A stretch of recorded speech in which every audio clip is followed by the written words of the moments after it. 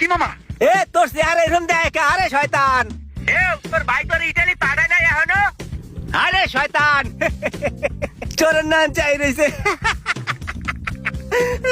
আলু চিলি মামা। আরে রুমান ইটালি গেছে গা।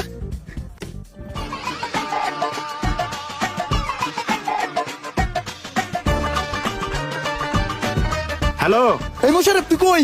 আমি তো লবণ লাগাই। লবণ লাগাইতাছস? কোথায় লবণ লাগাস তুই? বেগুনে লবণ লাগাই। ইমা, বেগুনে লবণ লাগাস কে? আরে আমি তো লিবিয়া আয়া পড়ছি, এখানে রান্নার দায়িত্ব সব আমার গাড়ে, আমি রান্না করি। কি কস মামা, তুই লিবিয়া গেছিস গা? হ্যাঁ বেটা, যে কোনো সময় আমার গেম হইব, ওইলে আমি ইটালি চলে যাবো।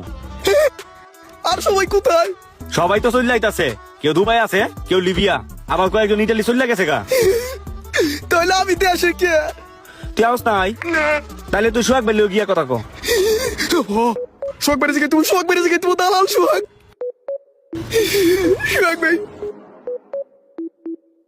কম্পিউটারের দোকানে ফটোকপি টটোকপি মিললা অনেকগুলা ট্যাব ছিল, ওটা কি ক্লিয়ার করে দিছিলা? হ্যাঁ ভাই, সব টাকা আমার পকেটে দিয়েছি।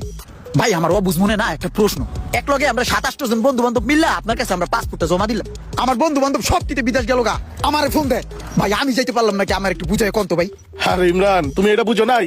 তোমার যদি আমি বিদেশ পাঠাই দিই তাহলে তো আমার লস। কে? তুমি তো আমার আপনা লোক, তোমার আমি বাইরে পাঠা মুখে।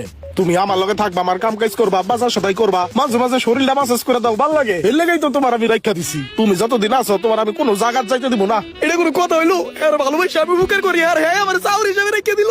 চলো বাসায় চলো, যাইয়া আমার একটা কুত্তা মাসাজ দিও, চলো। কি বুঝলেন ভাইরা? তাই তো মানুষ বলে শক্তের ভক্ত নরমের জম। আর একটা কথা, যাকে যতটুকু সম্মান করা উচিত তার থেকে বেশি সম্মান করলেই সে আপনাকে পেয়ে বসবে। আমার এখন পাইছে।